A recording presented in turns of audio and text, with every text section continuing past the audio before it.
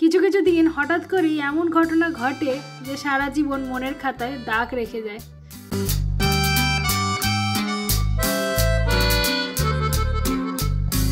আর আজকে শেয়ার করতে চলেছি সেরকমই একটা মুহূর্ত। যখন এই ইউটিউব চ্যানেলটা খুলেছিলাম তখন ভাবিনি যে এরকম কোনো ঘটনা ঘটতে পারে। তো আজকে পুরো ভিডিওটা দেখতে থাকুন, আপনাদেরকে সব বলবো। ও লোকে বলে বিদেশে আছে, কি ভালোই না আছে। ঘুম থেকে উঠে সকালবেলায় ল্যাবের জন্য বেরিয়েছি, ভেবো না যে খুব সকালে বেরিয়েছি, আর এটা রাত্রিবেলা না, এটা সত্যি সকালবেলা। বৃষ্টি পড়ছে ঝমঝম করে, এখন বাজে 8:30, 8:30 বাজে। আর 8:30টার সময় এরকম একদম অন্ধকার। দেখো, এই হলো ভোরবেলা। কোথায় পা ফেলবো, যেখানেই পা ফেলবো মনে হচ্ছে পায়ে জল ঢুকে যাবে। বাজছে ওয়েদার একেবারে। সব স্কুলে চলেছে নাচতে নাচতে, এদের দেশে স্কুলে কোনো ইউনিফর্ম নেই। এরপরে বাস পেয়ে বসে পড়েছি, সিটও খালিই ছিল, কারণ আমি বাসটা যে স্টপ থেকে ছাড়বে না সেই স্টপ থেকেই উঠি। একদম প্রথম স্টপ শালদে গল, সেখান থেকেই উঠি। আর উঠে বসে আছি, আর সেই সময় ভাবছি একটু ইনস্টাগ্রামটা দেখি কি হয়েছে। আমার না খুব একটা এইসব ইনস্টাগ্রাম বা ফেসবুক খোলা হয় না। যখন খুলি অনেক দিন বাদে তখন মেসেজ চেক করি। আর সেই চেক করতে গিয়েই মনটা বিরাট ভালো হয়ে গেল। কি পেলাম সেটা আপনাদেরকে কিছুক্ষণ পরে শেয়ার করছি।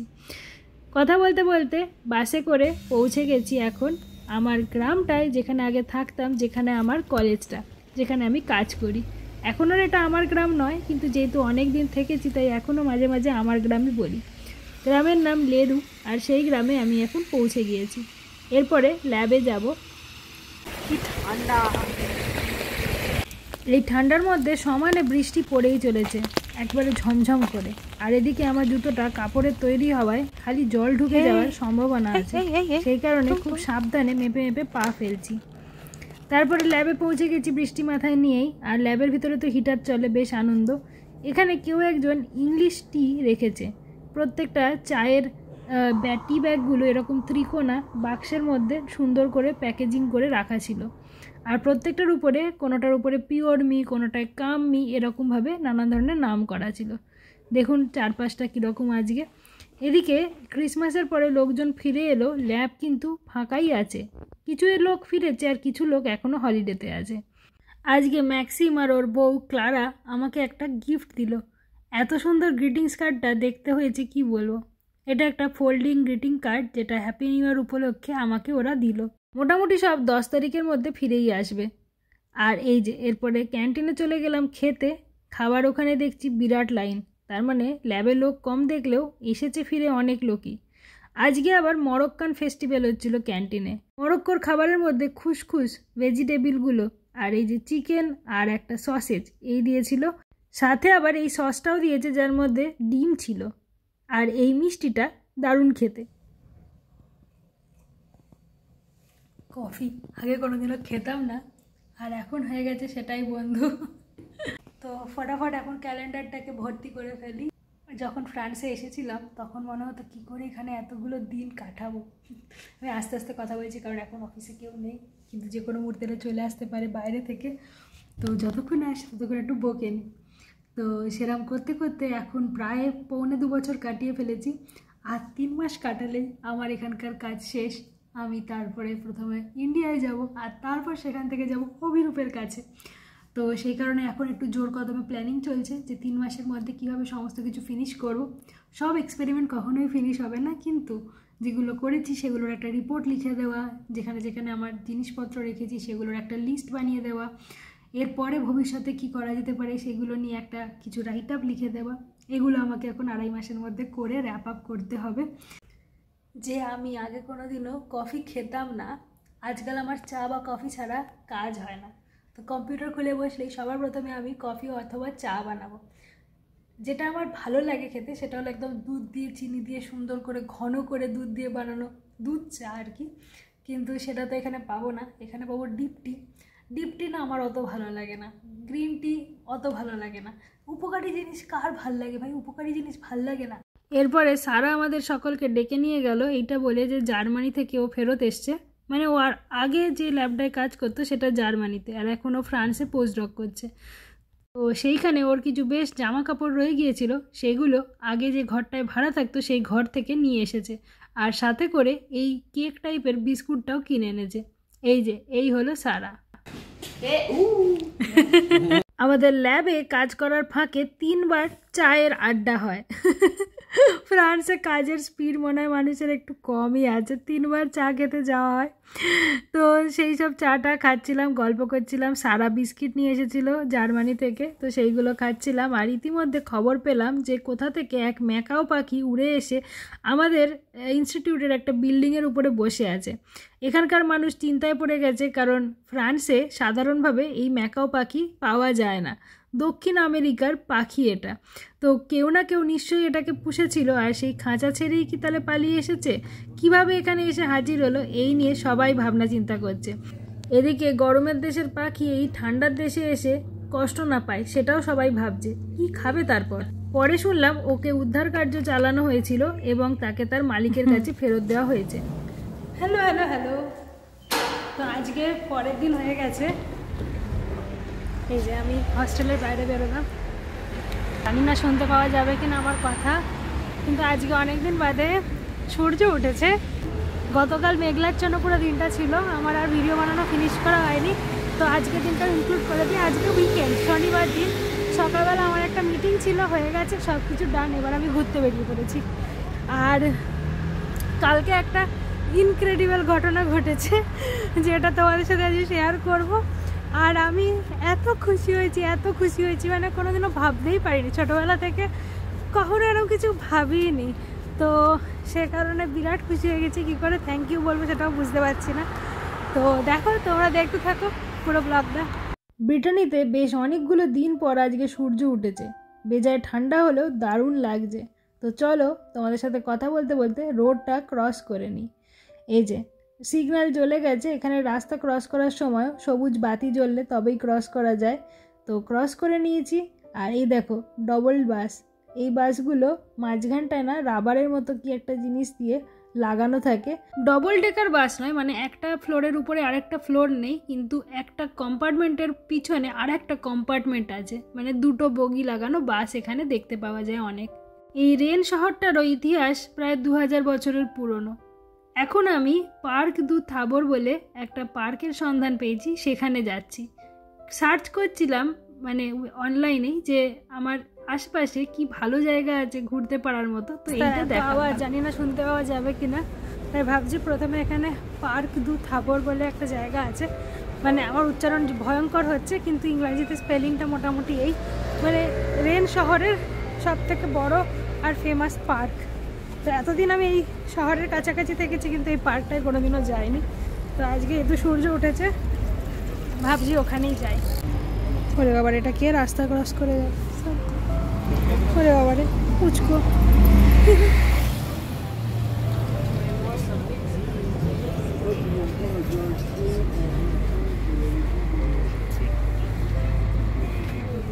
না করে কুকুরটা চলেছে। সূর্য উঠলে কি ভালো লাগে না শহরটাকে।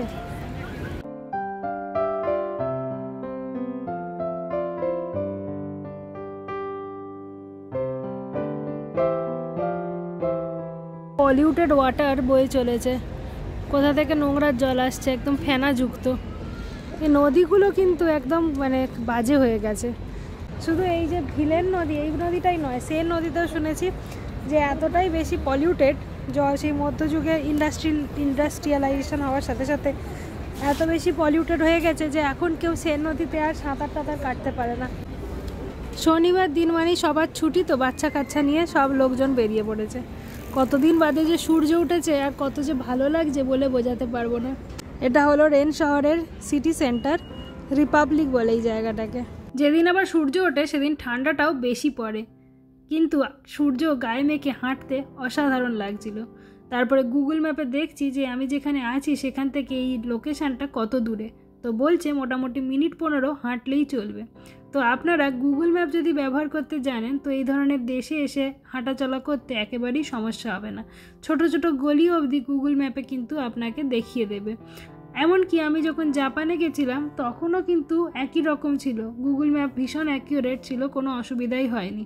নীল রঙের তীর চিহ্নটা দেখতে পাচ্ছেন, টুকটুক করে হেঁটে হেঁটে এগোচ্ছে, ওটাই কিন্তু আমি, আর আপনারাও আমার সাথে চলেছেন।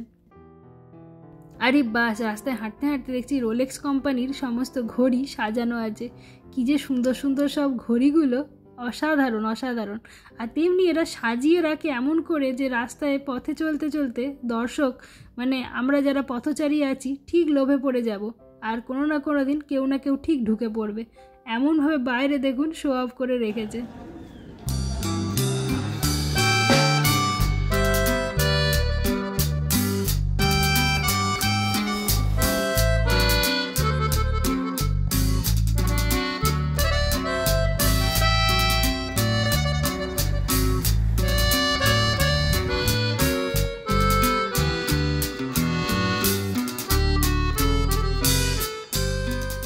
টুকটুক করে হাঁটতে হাঁটতে পৌঁছেই গেলাম।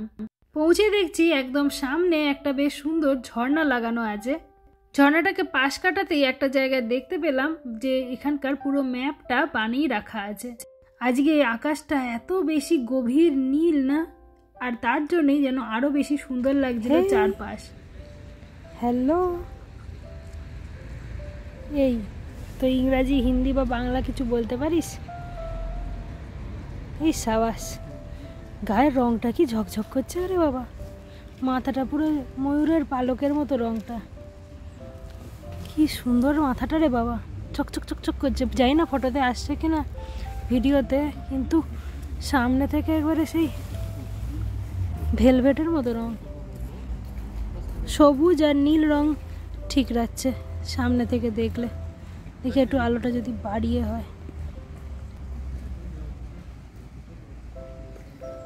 শান্ত পরিবেশে দাঁড়িয়ে কিছুক্ষণ এনার খেলা দেখলাম, দিয়ে তারপর সামনের দিকে হাঁটতে শুরু করলাম।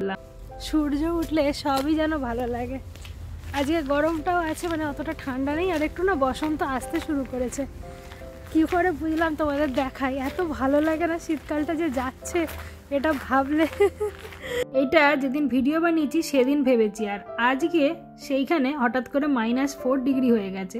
ও একেবারে ঠান্ডা একদম কনকনে হয়ে জমে যেতে যেতে এই ভিডিও বানাচ্ছি। কিন্তু ফুল ফুটতে শুরু করেছে দেখে ভাবলাম যে বসন্ত আসছে নাকি। তবে বসন্ত আসতে এখনো অনেক দেরি, মোটামুটি সেই মার্চ মাস করে আসবে। দু একটা ফুল তবু কেন জানি ফুটেছে এখনই।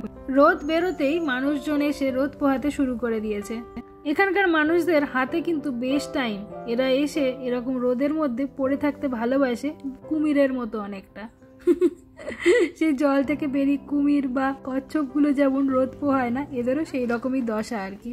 রাস্তায় যেতে যেতেই হঠাৎ করে চোখে পড়বে কোথাও একটা চেয়ার থাকলে সেখানে বসে কেউ না কেউ রোদ পোহাচ্ছে, গল্পের বই পড়ছে, বসে বসে গল্প করছে, হাতে অনেক সময়। এ দেখো, একটা বিরাট পুরোনো দিনের গাছের উপরে সবুজ মস হয়েছে, আর তার সামনে কিছু ছোট ছোট পোকা উড়ে বেড়াচ্ছে, আর আলোটা তাদের গায়ে পড়ে এমন সুন্দর রিফ্লেক্ট হচ্ছে, সেটা দেখতে গিয়ে এগোতেই দেখি কাণ্ড দেখো, ছোট ছোট ব্যাঙের ছাতা গজিয়েছে এই মসেরই উপরে। ঘন সবুজ রঙের মস বেডের উপরে সূর্যের আলো ঠিক রাখছে, তার সামনে এই পোকাগুলো যাদের উপরে আলো রিফ্লেক্ট হওয়ার জন্য পুরো সাদা রঙের লাগছে সেইগুলো, আর সেই সাথে মাশরুম বা এই ছোট্ট ব্যাঙের ছাতাটা, সব মিলিয়ে পিকচার পারফেক্ট হয়ে গেছে। এই পার্কটা কিন্তু বেশ উঁচু নিচু আছে, মাঝে মাঝেই সিঁড়ি দিয়ে অনেকগুলো করে ধাপ উঠতে হবে, আর উঠে গেলেই দেখতে পাওয়া যাবে বিস্তীর্ণ মাঠ, আর তার সামনে প্রচুর মানুষ হেঁটে বেড়াচ্ছে। আর একটু এগোতেই চোখে পড়ল পাখির খাঁচা, দেখতে ভিড় করেছে অনেক অনেক বাচ্চা কাচ্চা। আচ্ছা, এই পাখিগুলোর নাম কি কে জানে? আমরা তো চুনিয়া মুনিয়া বলি ঘরে, আর তেমন তাদের ক্যাচর ম্যাচর। আবার এখানে কে একজন দানা ছড়িয়েছে, তাই খেতে চলে এসেছে গুচ্ছের পায়ের। আর এনাকে দেখো, পেট ফুলিয়ে বসে আছে, কি যে মিষ্টি দেখতে, মনে হচ্ছে টুক করে ঘরে ধরে নিয়ে রাখি। এরকম হলুদ পাখি বেশ একদল ঘুরে বেড়াচ্ছিল, আর বাইরে থেকে কিছু বাচ্চা কাচ্চা ডালপালা ঢুকিয়ে ঢুকিয়ে এদেরকে দিচ্ছে। এটাই এই বাচ্চাগুলোর খেলা। ওই দেখুন, ওই যে ভদ্রলোক আছে, মেয়েকে নিয়ে দাঁড়িয়ে আছে, কেমনভাবে ডাল ঢোকাচ্ছে। এদিকে আর একটা বাচ্চা মেয়ে, সেও এসে ডালপালা ঢোকাচ্ছে। ওই ডালগুলোতে পাখিগুলো যদি বসে তাহলে এরা হাততালি দিয়ে আনন্দ করছে। মনের সুখে পায়রাগুলো দানা খাচ্ছে, একটুও মানুষে ভয় পায় না।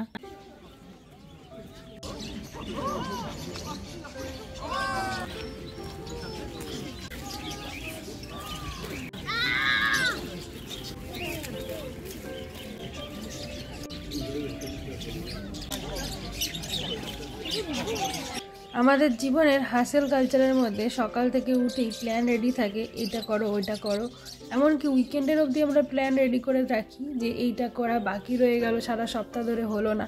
কখনো কখনো তো কেরিয়ারে এতটা মগ্ন হয়ে পড়ি যে মনে হয় যে এই কাজগুলো বোধহয় উইকেন্ডে ফিনিশ করলে তবে বোধহয় সবার থেকে একটু আগিয়ে থাকতে পারবো।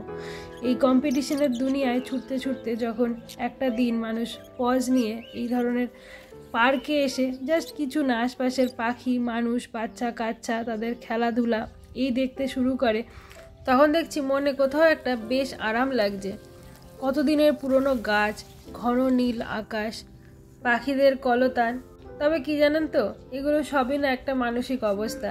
আজকে যদি আপনার মন ভালো থাকে, কাজ ভালো হয়ে থাকে, তবেই আপনি এই যে জিনিসগুলোকে উপভোগ করতে পারবেন। এদের দেশে আসলে ইকোনমি অনেক হাই, তো এদের সোশ্যাল সিকিউরিটি অনেক বেশি, তাই এরকমভাবে এসে এরা সূর্যের আলোয় বসে ঘন্টার পর ঘন্টা গল্পের বই পড়ে যেতে পারে। তবে হ্যাঁ, এটাও ঠিক যে আমাদের দেশেও যেরকম অবস্থা, তাতে আমরাও একটা দিন উইকেন্ডে 2 ঘন্টা নিজের জন্য টাইম তো বের করতেই পারি। একটু এক্সারসাইজ করা, কি একটু গল্পের বই পড়া, একটু নিজের মতো ভাবনা চিন্তা করা, সেটা মনে হয় আমরাও করতে পারি। কি বলেন? এত সুন্দর জায়গা, একা একাই হাঁটছি কিন্তু একটু বোরিং লাগছিল না।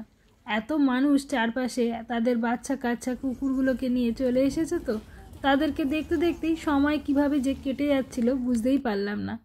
সত্যি একটু ঘরের বাইরে বেরিয়ে পড়লেই মনটা কিন্তু মানুষের ভালো হয়ে যায়। আর যদি আকাশে সূর্য ওঠে, সেই সূর্যই কিন্তু আমাদের আনন্দের একটা অন্যতম কারণ। আমার ছায়াটা কিরম লম্বাভাবে সামনে পড়েছে দেখতে পেলেন? তারপরে হাঁটতে হাঁটতে পৌঁছে গেলাম বিরাট বড় গোলাপ বাগানে। তবে এখন যেহেতু শীতকাল, তাই গোলাপ গাছে ফুল নেই, বেশ কিছু গাছে তো পাতাও নেই এক একটা। কিন্তু এখানে অনেক অনেক গোলাপ গাছ, এবং শুধু তাই নয়, সেই গাছগুলোকে এমন সুন্দর করে কাটিং করে রেখেছে এরা যে তাই দিয়েই নানান ধরনের স্ট্রাকচার বানিয়েছে। আর তাদের মধ্যে থাকা এই গাছটা ফুল ফুটিয়ে আমার মনকে খুশি করে দিল। তাই বলুন যে একটা বাগানে এসেছি যেখানে হাজার হাজার গোলাপ গাছ আছে, তাতে একটাতেও ফুল ফুটবে না? এ কী অবস্থা! গোলাপ বাগানের মাঝখানেই দেখি, আরে এখানে তো ছবি সাজানো আছে। এগুলো কিন্তু প্রত্যেকটাই গোলাপের পাপড়ির ছবি, খুব ক্লোজভাবে ম্যাক্রো লেন্সে তোলা হয়েছে। কি যে সুন্দর লাগছে, তাই না? তো যেটা বলবো সেটা হলো যে আমি ভাবতেই পারি না যে আমার জন্য কেউ এতটা ভাবনা চিন্তা করতে পারে। তো জয়িতা বলে একজন আমার সাবস্ক্রাইবার, অনেক দিন ধরে আমার সাথে ইনস্টাগ্রামে ফলো করেছিল আমাকে, তো আমিও ফলো ব্যাক করে রেখেছিলাম। তো সে দেখছি আমার একটা পোর্ট্রেট এঁকে আমার আর অভিরূপের পাঠিয়েছে। তো আমি নিজেও আঁকতে প্রচণ্ড ভালোবাসি, কিন্তু আঁকা কন্টিনিউ করা সম্ভব হয়নি এত কাজের মাঝে থেকে। তো আমার আবার কেউ পোর্ট্রেট এঁকে পাঠাতে পারে, এটা আমার ভাবনারও বাইরে। তো অনেক অনেক ধন্যবাদ। জানি না তুমি এই ভিডিওটা দেখছো কিনা, যদি দেখে থাকো আমি এত খুশি হয়েছি। বাবা মা শ্বশুর শাশুড়ি সবাইকে বলেছি, সবাই এত বেশি খুশি হয়েছে, আর সবাই তোমাকে অনেক আশীর্বাদ করেছে যে খুব ভালো থাকো। আর আমার তরফ থেকে অনেক অনেক শুভেচ্ছা আর অনেক ধন্যবাদ যে যাকে চেনো না তার কথা ভেবে এতটা সময় দিয়ে তার ছবি এঁকেছো, এঁকে তাকে পাঠিয়েছো। তো আমি তো আপ্লুত হয়েছি। আর শুধু তাকেই না, সে তো তাকে তো অসংখ্য ধন্যবাদ। তার সাথে আরও কত দর্শক আমাকে কত ভালো ভালো কমেন্ট করেন। সব সময় কমেন্টের আমি চেষ্টা করি উত্তর দিতে, অনেক সময় হয়তো একটা দুটো বাদও হয়ে যায়। তো তাদের সকলকে অসংখ্য অসংখ্য ধন্যবাদ যে মানুষ এভাবে একটা ভিডিও দেখে একটা মানুষকে এতটা সাপোর্ট করতে পারে। তো আমি যদি চ্যানেলটা না খুলতাম তাহলে ভাবতেই পারতাম না। চ্যানেল খোলার পরে যখন ভিডিও দিই, মাঝে মাঝেই আমরা ঘরে আলোচনা করি, যেহেতু এত সমস্যা শুনি যে চ্যানেল হ্যাক হয়ে যেতে পারে, বাজে নেগেটিভ কমেন্ট আসতে পারে। আমি যেহেতু অন্য কাজের সাথে যুক্ত, তো এই ধরনের ভিডিও নেগেটিভ কমেন্ট আমার মেন কাজটাকে যাতে হ্যাম্পার না করে, মানসিকতাকে হ্যাম্পার না করে, সেই জন্য অনেক সময় আমি বাড়ির সাথে কথা বলি এবং নিজেও ভাবি যে চ্যানেলটা বন্ধই করে দিই। কারণ যদি কোনো সমস্যা, আমার ভিডিও বানাতে ভালো লাগে বলে বানাচ্ছি, কিন্তু যদি তাই থেকে জীবনের অন্যান্য যেগুলো শান্তিপূর্ণ দিক আছে সেখানে অশান্তি এসে গেলে সেটা সমস্যা ভেবে মাঝে মাঝেই ভাবি চ্যানেলটা বন্ধ করে দেব। কিন্তু যখন থেকে চ্যানেল খুলেছি একটা দুটো নেগেটিভ কমেন্টের পাশাপাশি অসংখ্য অসংখ্য মানুষের অনেক পজিটিভ কমেন্ট পেয়েছি। অনেক ছোট ছোট ঘটনা তারা আমার সাথে শেয়ার করেছেন, এমন এমন গল্প লিখে পাঠিয়েছেন তাদের জীবনের গল্প। সেগুলো শুনে আমি অনেক ইন্সপিরেশান পেয়েছি, মানুষের অসংখ্য মানুষের আশীর্বাদ পেয়েছি, ভালোবাসা পেয়েছি। তো সেই কারণে মাঝে মাঝে ভাবি না চ্যানেলটা খুলে ভালোই করেছি। তো আপনাদের সকলকে অসংখ্য অসংখ্য ধন্যবাদ যারা কমেন্ট করেন না কিন্তু আমার ভিডিও প্রত্যেক সময় দেখেন বা যখন হোক দেখেন, তাদেরকে ধন্যবাদ জানাতে চাই। কখনো তো সেভাবে বলা হয়ে ওঠে না, কিন্তু আমি মানে আন্তরিকভাবে থ্যাঙ্কফুল সবার কাছে। আমরা শৃঙ্খলাবদ্ধভাবে ভিডিও দিতেও পারি না যে একটা পার্টিকুলার টাইমে দেবো, প্রত্যেক সপ্তাহে ভিডিও দেবো।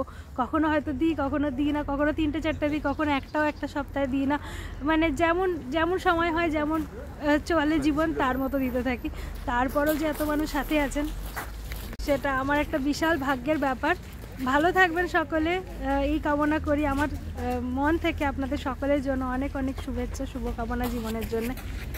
এখন গোলাপ ফুটে নেই, কিন্তু গোলাপ গাছগুলো কিভাবে সাজিয়েছে একবার দেখুন। এই পুরো শিকলের মতো যে পাঁচিল বানিয়েছে এটা কিন্তু পুরোটাই গোলাপ গাছ দিয়ে তৈরি। এটা আমি দেখে না বুঝতেই পারতাম না যদি না কাছে গিয়ে একটা গাছের মধ্যে পাতা দেখতে পেয়ে যেতাম। তো এই দেখুন আপনাদেরকেও নিয়ে আসছি, এই যে কাছে আসতে এই যে পাতাটা দেখতে পাওয়া যাচ্ছে, এইটা দেখে বুঝতে পারলাম যে এগুলো তো সব গোলাপ গাছ। কিন্তু গোলাপ গাছ যে এরকমভাবে বড় বড় হয় আর সেটা দিয়ে এরকম যে ডিজাইন করা সম্ভব তা আজকের আগে আমি কোথাও দেখিও নি আর ভাবতেও পারিনি। তাই দিয়ে দরজা বানিয়েছে, পাঁচিল বানিয়েছে, কি না ডিজাইন করেছে। তাহলে এই গাছে যখন ফুলগুলো ফুটবে তাহলে কি অপূর্ব সুন্দর দেখতে লাগবে। তো এইবার বসন্তকালে এখানে আমাকে একবার তো আসতেই হবে আর ছবি তুলে নিয়ে যেতেই হবে। এই দেখো এই সাদা কুকুরটাকে দেখে এত চটকাতে যে ইচ্ছা করছিল আর কি বলি আপনাদের। এই এত গাছ এবং সব গাছেই কিন্তু গোলাপ ফুল ফোটার কথা। এখন কিছুই নেই প্রায় বললে চলে, যেহেতু শীতকাল। কিন্তু বসন্তকালে একবার যদি আপনি এই অঞ্চলে থাকেন, এই গার্ডেনে আপনাকে ভিজিট করতে আসতেই হবে।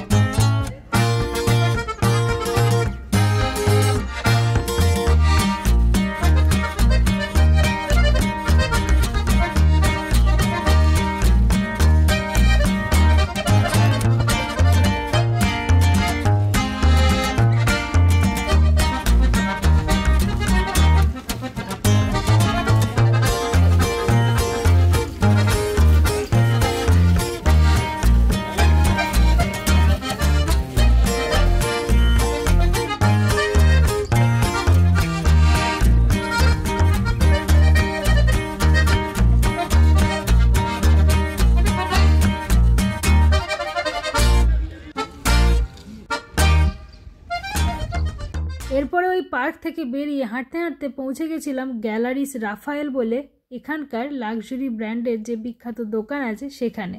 প্যারিসের এই দোকানটা নাকি বিরাট ফেমাস, তার মধ্যে ক্রিসমাসে বিশাল সেলিব্রেশন করা হয়। তো সেখানে তো কখনো যাওয়ার সুযোগ ঘটেনি, এখন সেল চলছে সেহেতু আমার বন্ধুদের কাছ থেকে খবর পেয়ে পৌঁছে গেলাম এই দোকানে দেখার জন্য যে কি এমন জিনিস আছে যেটার জন্য মানুষ পাগল হয়ে যায়, আর সেখানে সত্যি কি সেল চললে কতটা খরচা কমবে, কিছু কি আমি কেনার মতো পজিশনে থাকবো নাকি সবই বিরাট বিরাট দাম। সমস্ত ব্যাগগুলো উকিঝুঁকি মেরে দেখছি, যে সমস্ত ব্র্যান্ডেড ব্যাগে হাতও দিইনি আজ অবধি কোনো দিনও, সেগুলোকে নেড়ে চেড়ে দেখতে পেয়ে বেশ ভালোই লাগছিল। খুলে আর প্রত্যেকটা দাম চেক করে প্রায় 2-3 ঘন্টা ধরে ঘুরে দেখলাম। বেশ সুন্দর সুন্দর জিনিসপত্র দেখে কিন্তু লোভে চোখ চকচক করবে। আমি যদিও খুব একটা দামি জিনিস ব্যবহার করেছি কখনো তা নয়, কিন্তু এখন যেহেতু সেল চলছে তাই মনে সাহস নিয়ে ঢুকেই পড়েছি। দেখো ঢুকতে বা হাত দিয়ে নেড়ে চেড়ে দেখতে তো সবারই মনে হয় ভালো লাগবে, তাই না? কিন্তু আমি চেষ্টা করি খানিকটা কিপটে হয়েই থাকতে, যতটা পারি টাকা বাঁচানোরই চেষ্টা করি, কিন্তু কখনো কখনো ঢুকে পড়লে মন্দ লাগে না। তারপরে দেখছি খুব জল তেষ্টা পাচ্ছে, এদিকে আমার কাছে তো জলও নেই, অনেকক্ষণ হেঁটেছি মাঠে, তাই ভাবলাম যে কফি খাই। সামহাও ওই দোকানটার মধ্যে কফি আর এই কুকিজটা যেটা নিলাম বিরাট সস্তায় পাওয়া গেল, দুটো মিলিয়ে মাত্র 2 ইউরো নিল। মানে এটা অন্যান্য দোকানে আরামসে 3-4 ইউরোর তো খাবার বটেই, সেটা মাত্র 2 ইউরো খরচা হওয়াতে খুশি হয়ে গেলাম।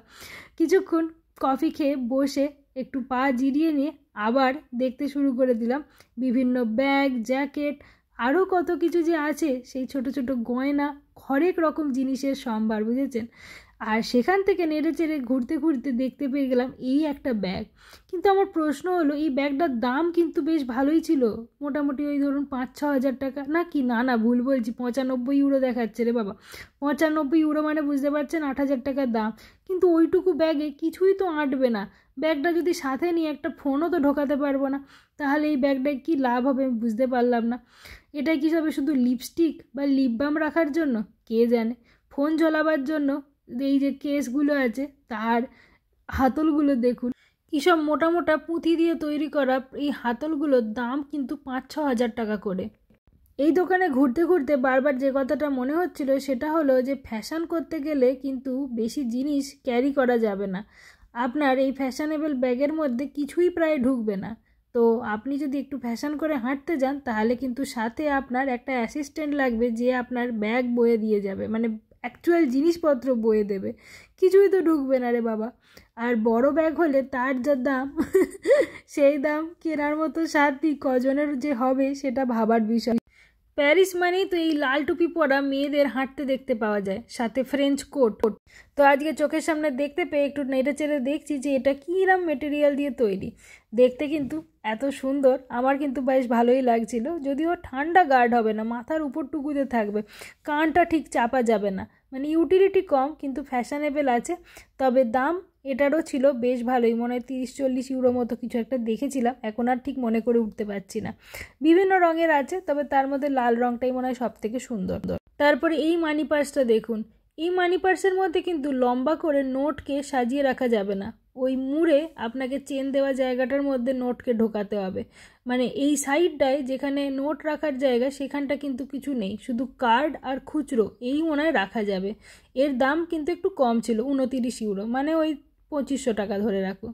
তারপরে এই যে ব্যাগগুলো বিক্রি হচ্ছে সেগুলো মোটামুটি দেখলাম 5 থেকে 6 হাজার টাকা, কিন্তু 50% অফ আছে, মানে 3 হাজার টাকা 4 হাজার টাকা আপনি এই ধরনের ব্যাগগুলো কিনতে পেয়ে যাবেন। তো এবার দেখাই যে আমি কি কিনলাম। তো আমি এরম একটা লাল ব্যাগ কিনেছি। তো আজকে ভিডিওটা এই পর্যন্তই। যদি ভালো লেগে থাকে ভিডিওটা দেখতে তাহলে অবশ্যই একটা লাইক করে দেবেন। আপনার একটা লাইক এই ভিডিওকে আরও অনেক মানুষের কাছে পৌঁছে দেবে, আর আমাকে আরও বেশি বেশি ভালো ভালো ভিডিও বানানোর জন্য উৎসাহ দেবে।